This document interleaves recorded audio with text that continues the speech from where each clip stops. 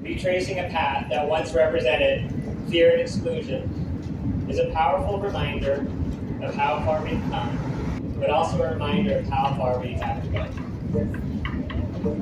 140 years ago, our Chinese neighbors were forced from this community because of who they are. That injustice didn't come overnight. It grew from fear, silence, and the idea that some people don't belong. And though that history feels a little distant, we can see its shadows today.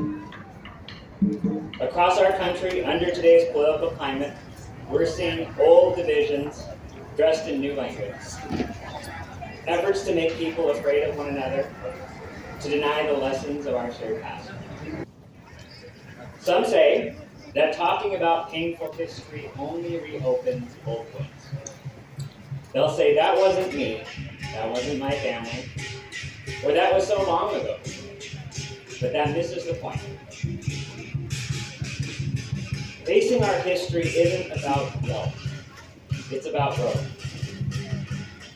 It's about taking responsibility for the kind of community that we choose to be right now. We remember because remembrance builds resilience. We tell the truth because silence only protects injustice. And as we walk together, like you all did earlier today, because every step forward is a choice to be better, to do better. As someone whose family lived through incarceration during World War II, and somebody who has, with the Chinese American community, we had similar laws that were passed. The first laws in the history of our country were targeting people of East Asian descent. I've seen what happens when fear and hate go unchecked. But I've also seen what's possible when people stand together with courage, compassion, and love for their neighbors. So as we finish this walk today, don't let the momentum stop here. Each of us has a part to play. In our schools, in our workplaces, in our neighborhoods, to make sure that history never repeats itself. Speak up when you see injustice. Listen when someone shares their pain. Lead with empathy even when it's hard. The story of Pierce County and our country doesn't have to be defined by exclusion. It can be defined by courage, by unity, and by the everyday choices that each of us makes to stand up for one another. Thank you to the Chinese Reconciliation Project Foundation for its leadership, and to each of you who showed up today. The walk may be over, but the work of reconciliation continues with every step that we take together. I'll read this proclamation.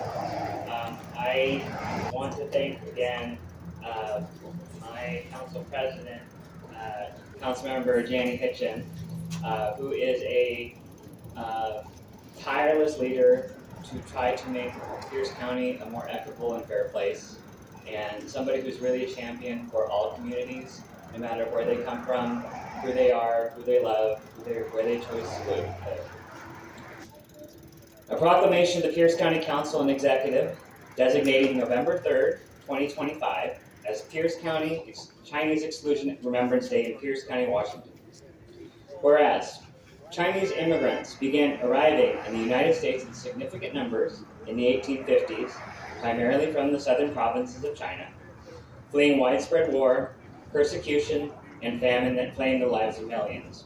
And whereas American business leaders actively recruited Chinese laborers to work in mines and other critical industries and relied heavily on their labor to build the transcontinental railroads. And whereas, though initially praised for their diligence and work ethic, Chinese workers became the targets of growing resentment and hostility. As the railroads neared completion and economic competition increased.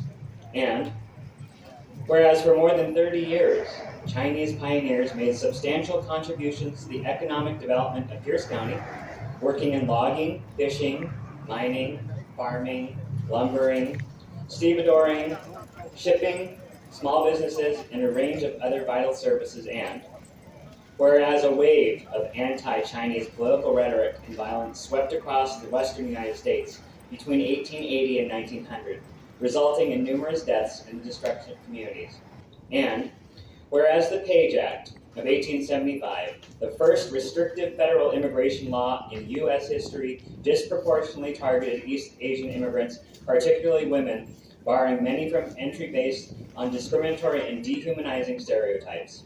And whereas in 1882, Congress passed the Chinese Exclusion Act, the first federal law to ban immigration based explicitly on race, prohibiting Chinese laborers from entering the United States, authorizing the deportation of those who arrived after 1880, and whereas the Washington Territorial Legislature subsequently enacted alien land laws designed to prevent Chinese and other East Asian immigrants from owning land, further restricting their ability to settle and thrive in the region. And whereas by 1885, approximately 1/7 of Pierce County's population was of Chinese heritage, yet these residents were subjected to sustained racial profiling, boycotts, physical assaults, psychological intimidation, and a systematic campaign aimed at forcing them from the community.